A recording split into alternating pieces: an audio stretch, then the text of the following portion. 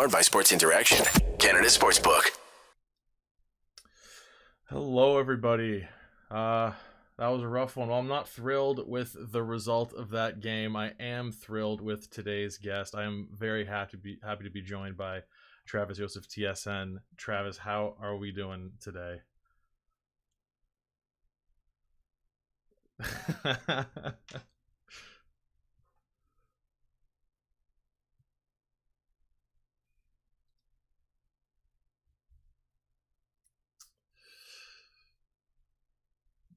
Yeah, the at least it was a little bit different this time in that, we're so used to the Sens being clearly the strongest team for the first, I'd say, 5 to 10 minutes, and then give up a goal. In this case, they just actually looked like the worst team when they were down 2-0. So it's weird to say, like, yeah, that was nice and refreshing that they actually looked bad when they were down, but honestly, it almost was. I'm so tired of the Sens outperforming a team and then being down 1-0. But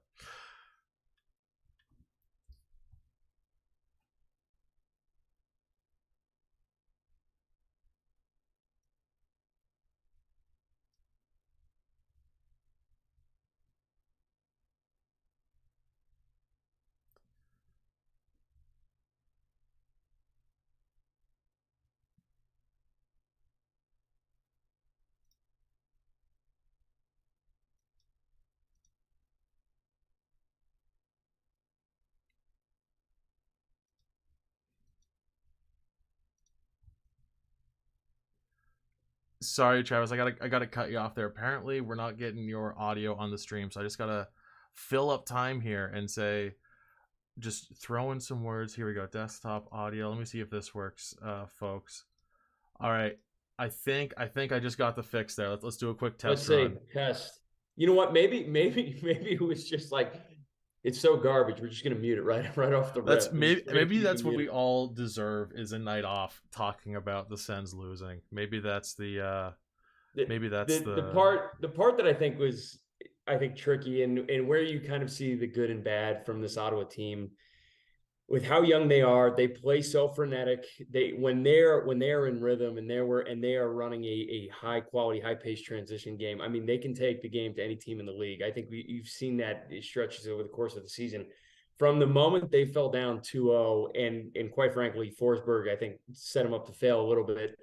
He could have stopped at least one of the two of those shots. mhm. They fall down 2-0 early, but from effectively the 8 to 10 minute mark of the first period till maybe 5 minutes left in the third, I thought they were easily the better team. I do think the tail end of the third period, you saw a lot of score effects creeping in. Ottawa was really trying to choke the game, but it also looked like a young deer trying to walk for the first time. Like, this is not the lineup. They're great when they're on the attack and pressing play. They are not a great team when they are trying to protect leads, trying to play more structured defensive hockey. It's certainly not their bread and butter. I don't think anyone expects it to be. And you can't, even when protecting a lead, you can't go 14 minutes without a shot. So the No. equalizer was killer. The overtime goal, even worse.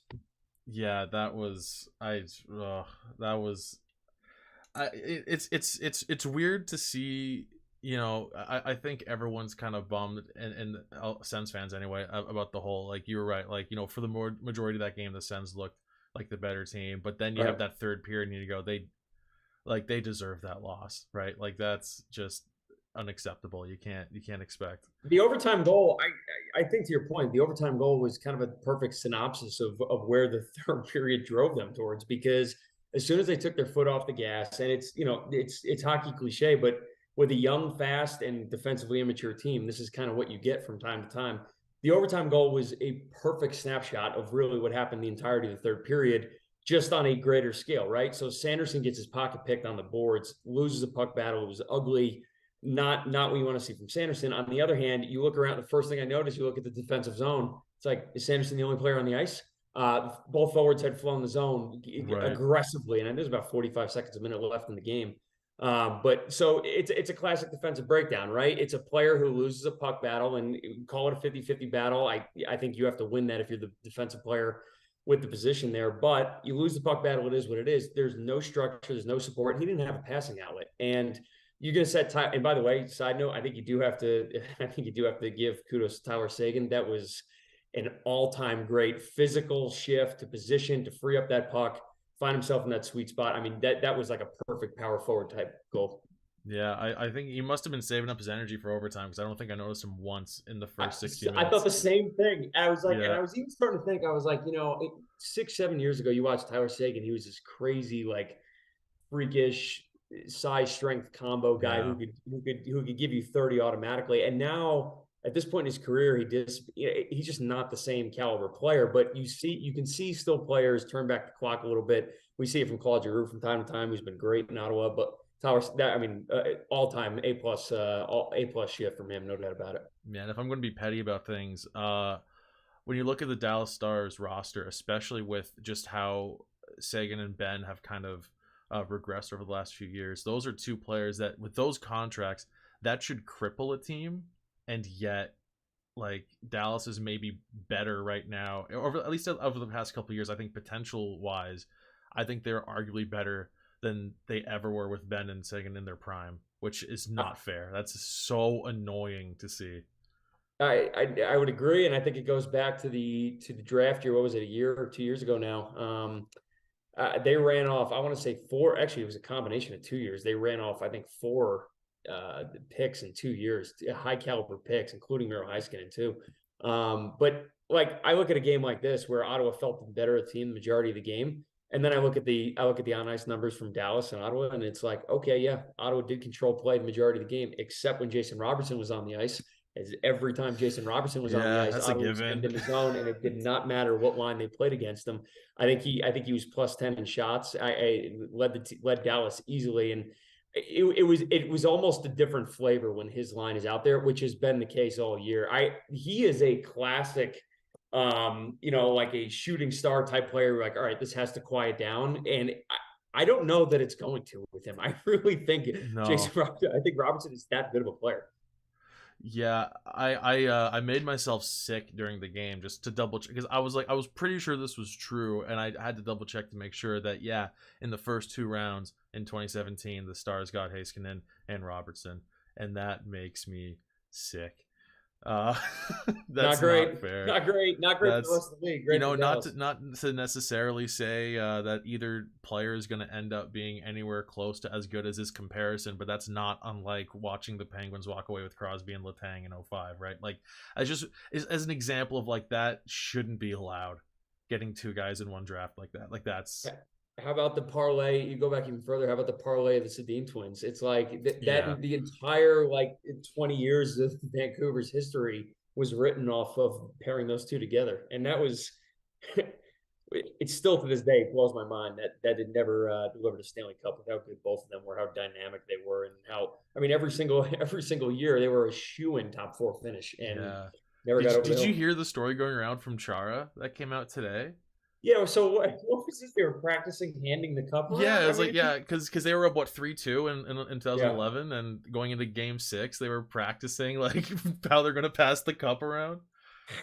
that would be an all-time corny move. I the only that seems like only Russell Wilson would be capable of even trying that. I would like to think that it was either a joke or flat out did not happen. But I mean, why would I also disbelieve Zdeno Chara? I have no idea. Yeah. I don't know I want to believe what's ever funnier. So is it funnier that Chara thinks this, or is it funnier that these guys were like, I mean, bizarre. uh just that image as much. I mean, Grant, I think it's a given being a Sens fan and frankly a fan of any team in the Atlantic, but like uh, there's as much as I can't stand the Boston Bruins just in general, that like if that's true and then they lose the cup, that is hysterical. That is so fucking funny. I had everyone knows I'm from New York, native New Yorker, right? So growing up, Knicks fan, hate the Celtics, Yankees fan, hate the Red Sox, blah, blah, blah, blah, blah. Patriots, love them, not so much. The interesting thing to me, or where I started to, I think, create some divergence with myself with the Bruins and every other Boston team for that matter. If you look at the let's say the last 2 decades, the most storied, most successful franchises, the teams who won one or more multiple cups and had really sustained lengthy periods of dominating, which is so hard in a hard cap league like this. you had teams like the Blackhawks and the Red Wings and the San Jose Sharks. I mean, these teams had incredible 10 to 15-year runs. In the case of Sharks, they never won a Stanley Cup, but I just consistently at the top of their craft. All of these teams have fell off considerably, in some cases twice over. And the only team that has really been able to really, there's two teams, it's Boston and Pittsburgh, but you've seen in the last few years degradation in Pittsburgh's performance. Boston, I mean, it's a freight train. It's a freight train. They're on pace. They're on pace for an average margin of victory over an 82 game season of like 140 goals. And I had to do a double take because like New Jersey's the other team in that boat, and these always regress heavily back towards league averages, and fine. But like it kind of gives you an idea of how dominant they are this year. Their average age of the team is almost 30 years old. I mean, it's just a fundamentally different roster. And I mean, they're terrifying. I mean, I look at Ottawa as a team that can beat most teams around the league. Again, matching up against Boston, it's brutal for a team like Ottawa. And yet, one of the very few wins this season for the Sens. Weirdly enough, that's classic Sens. That's just how it goes. Yeah, I don't know. Like having being able to draft, granted, still first round pick, but being able to draft Pasternak as late as they did, being able to grab Marchand later rounds, like it's just like, not fair. It's I don't know who.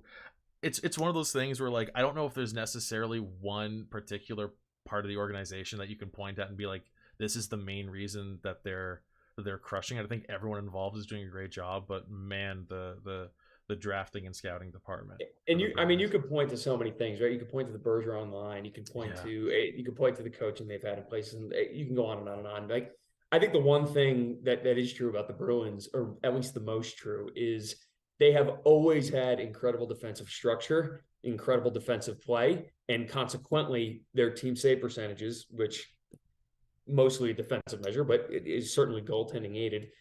They've had pretty good goaltenders backstopping it. And so no matter what iteration of a Bruins team you've gotten over the last 15 to 20 years, it's either been hard or very hard or damn near impossible to score against them. And that has been as tried and true as anything. And I think, and once again this year, dominating teams, it's almost impossible to pierce. So I mean, full marks to them because I mean they've done it. You look at teams like Chicago and Detroit. I mean, Detroit's been in a rebuild for how many years now? Very similar pattern as a team like Ottawa we just went through. But Bruins just keep trucking.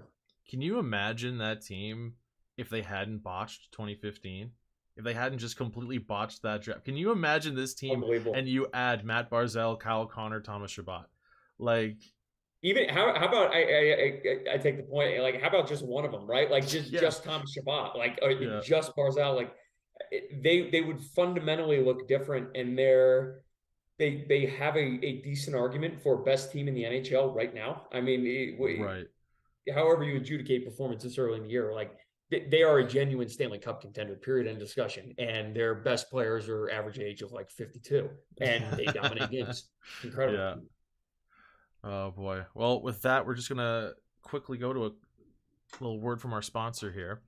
Think you know what way it's going to go? Make your bet with Sports Interaction. Whether it's World Cup, hockey, football, or basketball, Sports Interaction has you covered. Bet pregame, live and play, or on one of our many prop bets, Sports Interaction makes it easy to deposit, play, and cash out. Join now and see all sports betting has to offer. Want to bet? Head to sportsinteraction.com/SDPN. That's sportsinteraction.com/SDPN. 19 plus. Please play responsibly, much like the Boston Bruins, unfortunately. In general. Oh boy. All right. Well, we're gonna do a hard right turn here because having you on the show in an Ottawa-based market aimed show anyway. I think I'd be remiss if I didn't bring up. So this is back in the Sens Twitter is a lot different now than it was, say. How about just Twitter? How about just Twitter? Just Twitter in general. You don't specify. So there's several people who probably don't even know this story at this point because it happened about a decade ago already. But correct me if I'm wrong here, but you were one of, if not the first person to really start kind of talking about Eugene Melnyk and his issue with his bankruptcy and issue with just money, I guess, in general. Yeah, I mean, there's a couple things. Number one, I think people very, very, very close to the team had an inkling, a suspicion before I did. That certainly is true. But I also think that the only reason why I really started to care about it was I'm watching the moves or non-moves that the team is making over and over and over, the things they're doing off the ice, what they're saying in between, what they're actually, what the meaning is behind their words, what they're saying between the lines. And everything kept spilling over to like, yeah, we're not going to sign this player. We're going to undercut it elsewhere. We're not going to make this decision. We're going to go, and on and on and on. And it happened, I don't know, with such a high degree of frequency. It made me very curious. Like, why is this organization suddenly running like it is cash poor? That was Occam's razor to me, right? It was like you're starting to behave like a very budgetary team. And now also, by the way, it was concurrent with a lot of other things like you started to hear groaning about player salaries and you started to hear groaning about escalating costs. And it was like, sometimes these would be summer radio hits by someone in business operations or the team owner. And sometimes they'd be out of the blue. Sometimes they'd be pertinent or specific to a player or a team story. But it was always very curious, but it was a sustained trend to me. And I developed a lot of interest in it because I thought it was a situation where, despite what fans and everyone around the team was being told about icing a competitive lineup and trying to win a Stanley Cup and blah blah blah, and a lot of people are either, if not emotionally, they're in some cases financially tied to this team's performance as well. They have season tickets. The appreciation of value matters. And I'm sitting there and everything was at odds with what the team was saying versus what they were actually doing. And I also looked around and I saw a pretty big vacuum in what I would say local media coverage on it. And it's not so much a disparaging comment to anyone as it is that I didn't know if there was reservations about talking about it or acknowledging it, or I didn't fully understand that part of the picture yet. I have a much better understanding of it now. But at the time, it was kind of curious to me. So I was young and dumb, and I still am dumb, but much older now. But I just said, hey, you know what? I'm going to start writing about this because I think it matters. And I have to say, like, I've been wrong about so many things in life, but looking back, this is back 10 plus years ago now.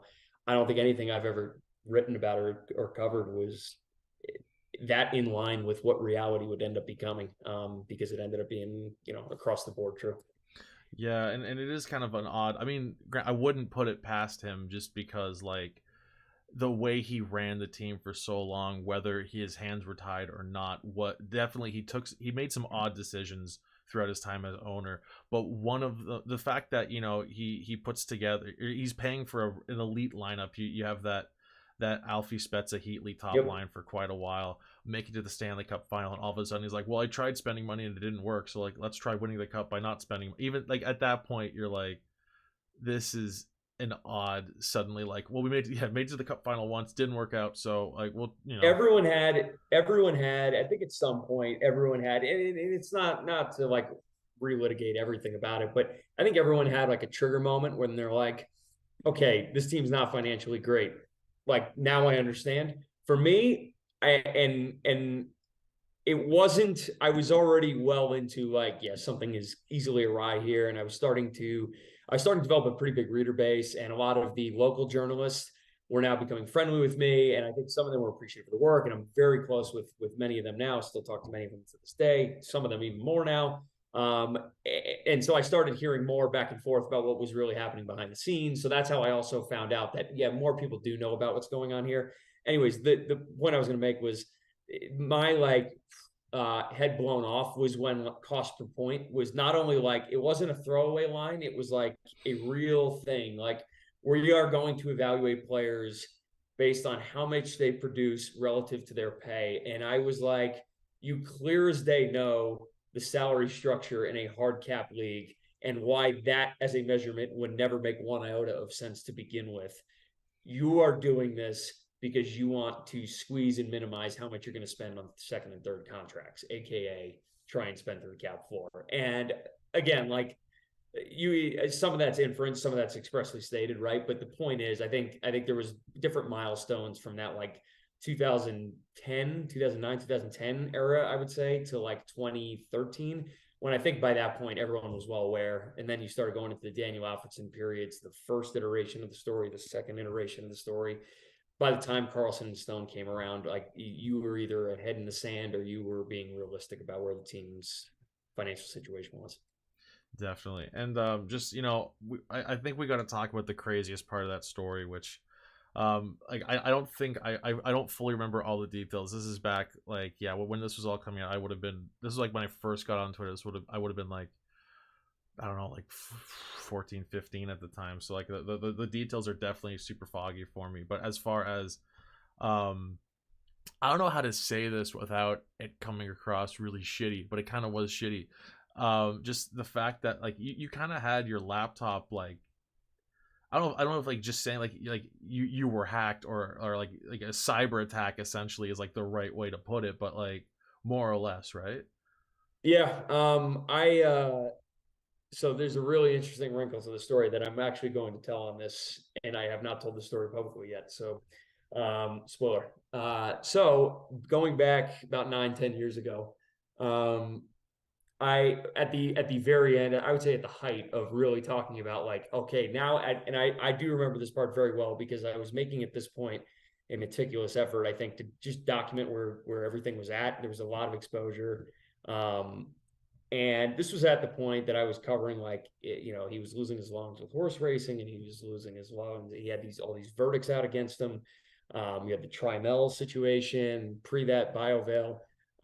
So I wrote like a 7 or 8 piece series, and towards the end of this series, and it was really documenting, if nothing else, like the accumulation of steady financial losses to paint a picture of like, this is what's backstopping kind of the broader on ice decisions.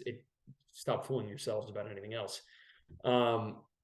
So sort of near the end of what I was going to write anyway about it, it was, it was the summer and it was starting to peel into preseason and training camp.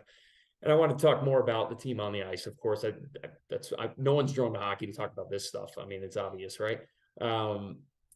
And someone or someones were reaching out. And at the time I was writing at Hockey Buzz, and I mean, I was writing 7 days a week, just pumping out, just covering games, off season stuff, whatever the case was.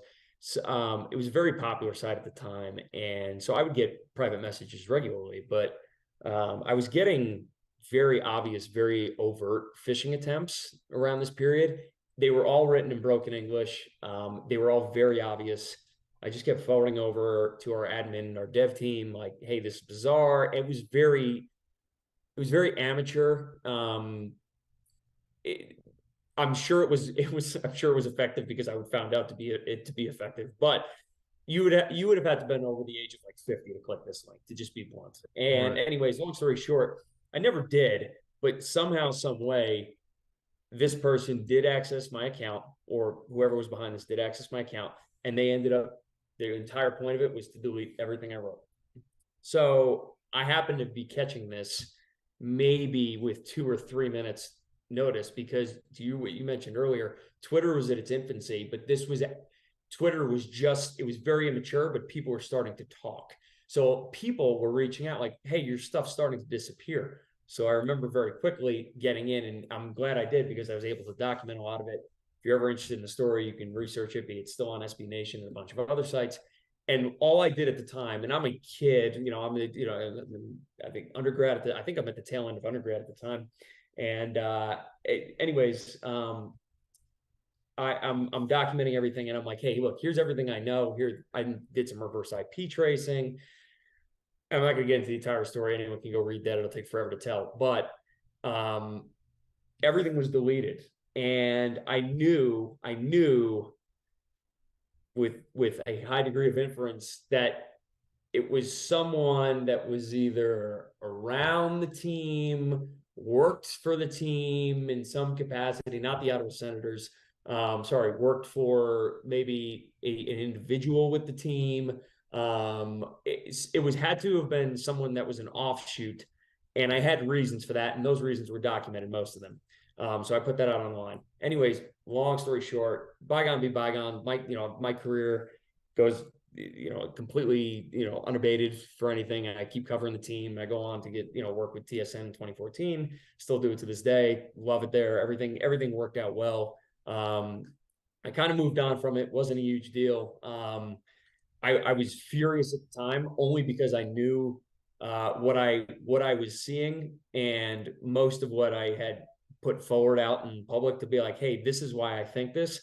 I was getting a lot of pushback at the time, and I thought a lot of it was from like just fans who were like, no, I love the team, I love the owner, he saved the team, and like I get the sentiment, but I will admit I was personally frustrated because I was like, you guys are reading all this and you just want to believe the opposite.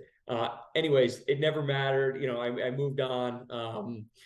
But when a series of stories were written in the last, let's say, year or so about the team, and especially as ownership has now changed, I did a series of interviews with the production team at the Athletic, phone call interviews, where we went back and forth and we talked over. So this is the Dan Robson piece. This was the Robson piece. This was the Katie Strang piece. And I obviously know them fairly well. So I talked to them quite a bit, and they were incredible in their investigation and their research. And I thought they did an extraordinary job documenting just factual. Here's what the story is. If you care, great. Here's what it is. If you don't care, you don't have to read it, move on. But these are the facts of it.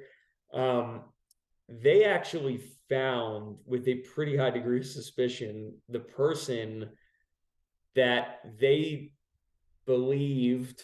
One of these people told me that that he acknowledged it, that he did it, but they also had a high degree of suspicion that this person was behind it. Other people have posted his name since the story has ran. I have not, so that's also out there. But when you look into it, you see the background. There's like some computer side background, not the type of background you would expect for someone to actually do something professional. And like at this point, I'm an adult. Like I'm 10 years removed, and it's like, all right, interesting story, whatever. But the only reason why I cared about it was I did feel vindicated, because there were people at the time that were like, you're making this up, you're deleting your own stuff. And I was like, why on earth would I do this? Like, it made no sense. So that part was super fascinating to me, but unfortunately it was like 10 years too late. I probably would have done a victory lap back then. Now I got gray in my beard. Come on. Oh boy. Yeah, that's I mean, to an extent, I always understood that there were some people who would come to Melnick's defense, and not just the, oh my god, we could talk about the whole like the whole bot thing on Twitter a few years back. That's a whole other thing. But like real people would defend him with and you're right, like they would defend him with the whole like he saved the team. Like I mean, if you go and adopt a dog like at like who's about to be euthanized at a shelter, and you take him home and you just kick him every day, like did you really save the dog? No, Like no. that's just like it's just brutal. I will say, I was blown away. The community's reception, and I would say the daughters of the prior owner, their ability to meet an impossible moment, considering they're in this like the ownership purgatory right now. Mm-hmm. TSN, we ran a piece at First Intermission going over some possible future owners. But it's a very weird time, but I think the professionalism has been exceptional. The team is it's the most exciting. I get it's on a relative basis, but they are certainly the most exciting team to watch in the last 5 years. And quite frankly, like I enjoy the game. Like they're a better team than the record show. That's number one. And number two, like their games are fun to watch. Like I have time for that team. You want to see more winning, but I have to say let's say in the ownership purgatory era, things have been a lot better. And new arena, new ownership contingency, influx of cash to spend on the team. And they have a ton of young talent, some of which has already established themselves at this level, and some more that are going to. There's so many reasons to look up right now. It's just a very weird time. But I did want to say, like, I think it's worth recognizing how normal it's been in a period where it probably should be abnormal in most cities. Yeah.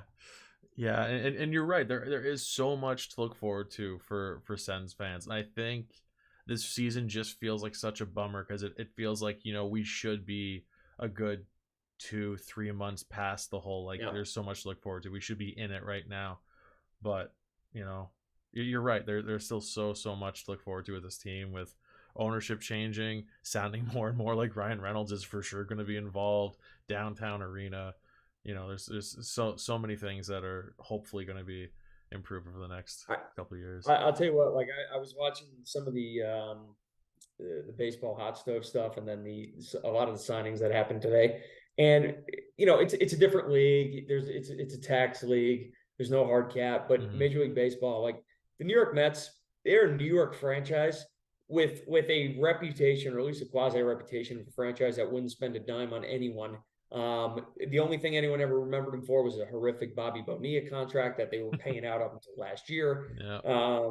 And then they became cash poor and spend reticent for like 20 years, and that's all everyone knew about him. And Steve Cohen takes over the team, and go look at the money that they have thrown Yeah. out. And like that's honestly like you want to spend smartly. That's obvious. Like especially if you're invested in the team, like you want good decision making. It's what drives being contenders and winning championships. But just the ability to be competitive from a spend standpoint, it's I'm a big Yankees fan. I don't sometimes I think appreciate the advantage that some of these franchises do have from a cash standpoint. But then you flip the coin around and you say, okay, as an Ottawa fan, like where are we situated relative to a team like Toronto, which just Right. has so much more financial might? But that could absolutely change contingent on what happens with the franchise. And I think Yeah. this is a pivotal moment for all the good reasons right now. Yeah, no, you're dead on. Yeah, the whole, Ottawa, the Ottawa Senators and New York Mets thing has made a lot of sense. It's always been like the little brother that's always Yeah, like a little bit off. But now, if I remember correctly, the Mets currently have the two highest per season contracts for as far as cash goes, I think with they're Scherzer and now Verlander, right? I So think they're spending under 400, just a little under 400 million. absolutely nuts, Insane. absolutely nuts. Like, yeah, if you talk to anyone 10 years ago and said, yeah, the Mets are going to be like top five You payroll laugh in your easy, face.